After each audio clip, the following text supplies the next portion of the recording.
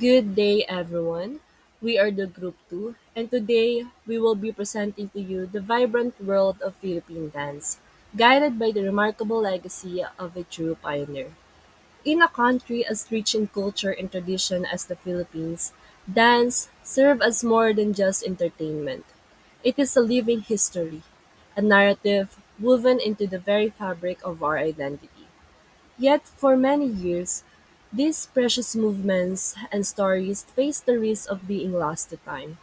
But thanks to the tireless dedication and profound vision of one woman, these dances were not only saved, but celebrated and immortalized. Francisca Reyes Aquino.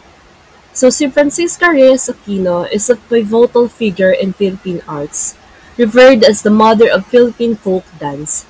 Her immense contribution lies in her extensive and meticulous research, which single-handedly saved countless indigenous dances from being lost to history. Throughout 1920s, si Francisca Reyes Aquino po, nag-travel siya sa mga remote villages across the country. Dino-document niya yung mga different types of folk dances, songs, and also their traditions.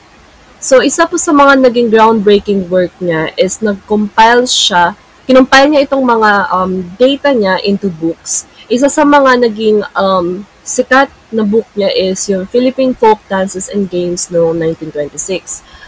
So, um, yung ginawa niya po dito is record niya yung mga steps, mga musics, and also yung mga costumes and na ginagamit sa mga sayaw na to. Gumawa din po siya ng mga references for educators and also cultural enthusiasts. Yung efforts niya po, hindi lang na-preserve yung cultural treasures natin, but also it led to inclusion of folk dancing sa ating school curriculum. Naging cornerstone po siya ng Filipino cultural education. For her tireless work, in-honor po siya as the National Artist of the Philippines for Dance noong 1973.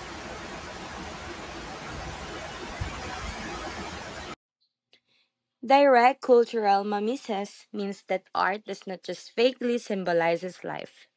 It directly mirrors the actions, rituals, and traditions of a community. In folk dances, this imitation is very clear and concrete. Francisca Reyes Aquino's documentation show this perfectly. Take the tinikling for example. The steps imitate the swift and graceful movement of a bird dodging bamboo traps. Another example is farming dances, where each motion imitates the real life stages of planting, harvesting, or celebrating a successful yield. In this way, the dances are not abstract creations. They are literal reenactments of daily life, nature, and cultural practices. That is why we say Reyes Aquino's work demonstrates a high and direct extent of imitation. Because what she recorded and preserved are not just inspired by life, but exact mirror of it. So when we talk about her contribution under the lens of imitationism, we see that she captured folk dances as direct cultural mimesis, where the art of dance serves as a faithful reflection of Filipino customs, experiences, and environment. In short, Aquino's legacy shows that our folk dances are powerful forms of direct imitation. Through her, we understand that dance is not only movement, but also the clearest mirror of Filipino life and culture. Cultural influence, establishment of national identity, and education. Her art is a cornerstone of modern Filipino culture. She established and preserved the Filipino cultural identity through dance by documenting hundreds of dances that were at risk of being forgotten. Most notably, she was responsible for the inclusion of folk dancing in the Philippine public school physical education curriculum, ensuring that subsequent generations of Filipinos would learn and appreciate their cultural heritage. Her published books and research serve as the official, authoritative reference for the authentic steps and performance of Philippine folk dances worldwide. Beyond reflecting imitationism, Naimpluwensyahan ni Reyes Aquino ang Filipino culture in multiple transformative ways.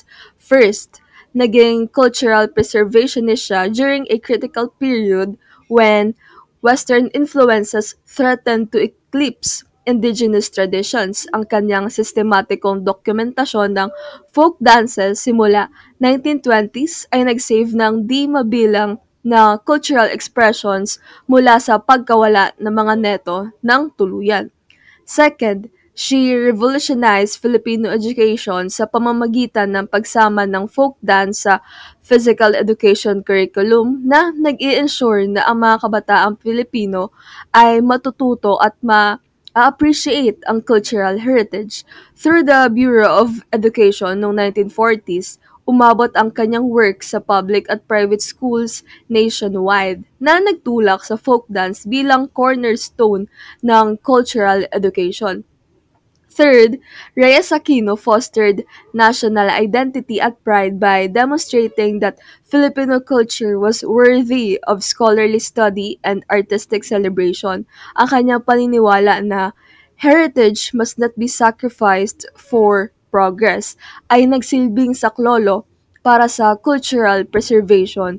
Ang kanyang work ay nagkaroon ng recognition as the first national artist for dance in 1973 na nagpatibay ng kanyang legacy as a cultural pioneer.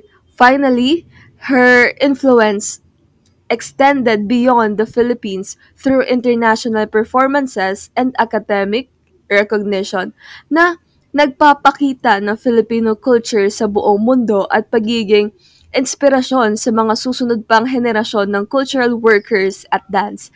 Dahil sa kanyang embodiment of imitationism and ang kanyang lasting cultural influence, tinitiyak ni Francisca Reyes Aquino na ang soul of the Filipino people would continue to dance through the ages, connecting past traditions with future generations. And that's the end of the discussion of Philippine dance. Maraming salamat sa pakikinig.